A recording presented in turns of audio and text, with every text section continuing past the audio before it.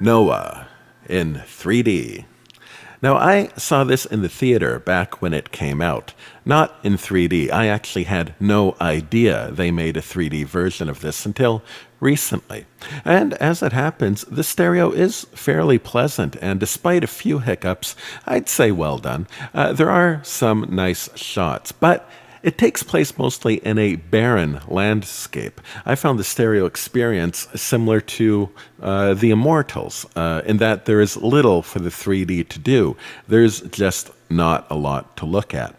Though it's well done for its time, and there are a few cool 3D moments, this movie is a dialogue, not an adventure. So for this type of film, the stereo becomes a backdrop that rarely draws any attention to itself. And this is really three movies, like an onion with different layers.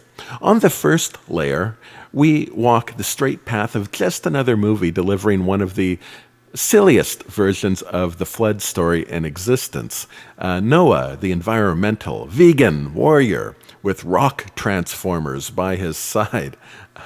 I actually found myself laughing out loud a few times when I saw this in the movie theater. In an opening scene, we find Noah chastising his son Ham for needlessly picking a flower.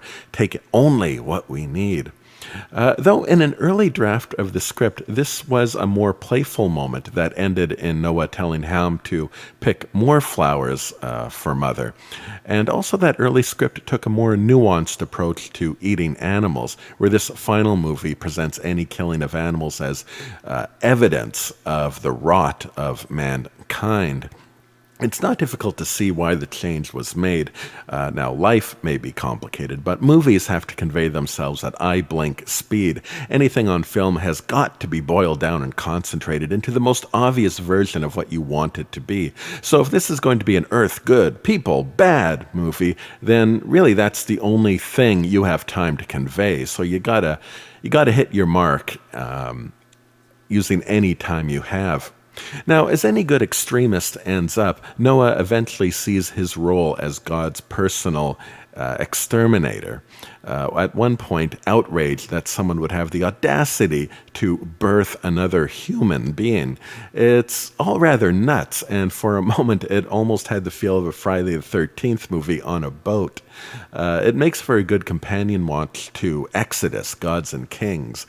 Noah, the baby killer, juxtaposes well with Moses, the schizophrenic. Now, the underwater shots are brief but very satisfying in 3D. However, above water, the ark floating around was never all that interesting or vivid in 3D. We never really get any grand stereo waves or splashes. The arrival of the flood was, frankly, an underwhelming stereo experience. The better 3D happens elsewhere in the movie.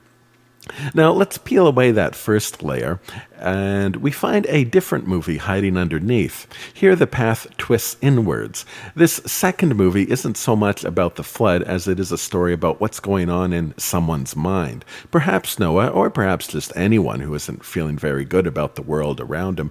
There arrives a man who announces himself a king, and really, I find it's Noah having an argument with himself. You see, in this movie, Noah never really has complete confidence in God, and the warrior king argues that we are alone. They do have the same point of view. They agree that God has damned us all, and the king takes this as license to conquer, whereas Noah takes it as to be a model prisoner. In this layer, the rock transformers here are Noah's spirit, trapped under a hard, broken self. It's depressed. It's given up. It does not want to be reminded of hope. The energy that Noah once poured into the world has been hurt too many times, and it helped sentence itself to a kind of protective custody.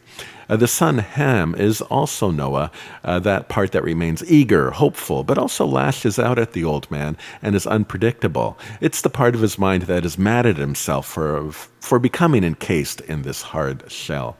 Now, much of this takes place during the construction phase of the arc.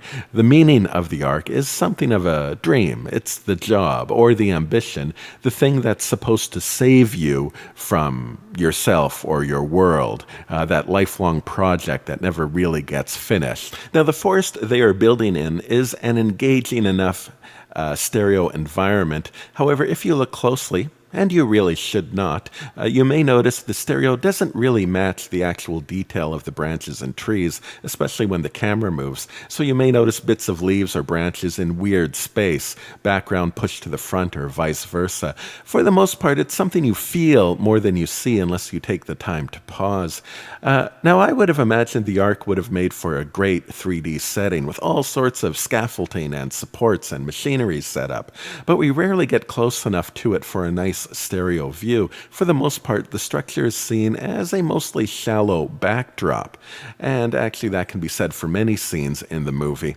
The conversion on the actors' faces, though, is surprisingly rich with form. Conversions around this time often didn't do that, and it's unfortunate that the CGI forest and arc backdrops weren't rendered in stereos. That could have made for a rich combination, though I'm not sure the effects were a priority for this film. There were some shots that just felt unfinished, and many others that purposely had a PowerPoint style, like something you'd see on a museum reel or a TV budget documentary.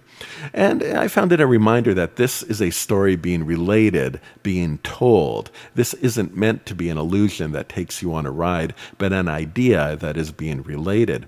Which brings me to that third layer of this. What does this movie say? Salvation is work. Noah defends the animals. Noah heals the wounded girl. Noah saves himself and those around him. Noah saves the world. And with everyone else out of the way, he can then save it better in the new world, his way.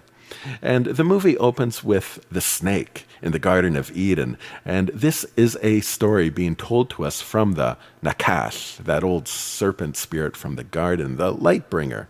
The movie opens with the characters wrapping themselves in his skin, in his enlightenment. They pass the gift of the knowledge of good and evil from father to son.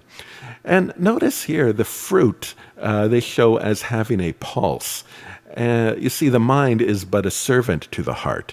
You believe what you feel. It may recognize that something isn't right, but any resistance to the heart is like stretching an elastic band. You may do it for a while, but in a moment, in the blink of an eye, it will return to the shape of the heart. Early in the movie, Noah gets a magic seed that grows a great forest, and feelings are the seeds that grow in our lives around us. We get a feeling in our heart, and evidence for it will grow around us like a forest. See, this is not a story about Noah. These are, shall we say, the devil's words, and this is his story, and it's a compelling one. It has a point.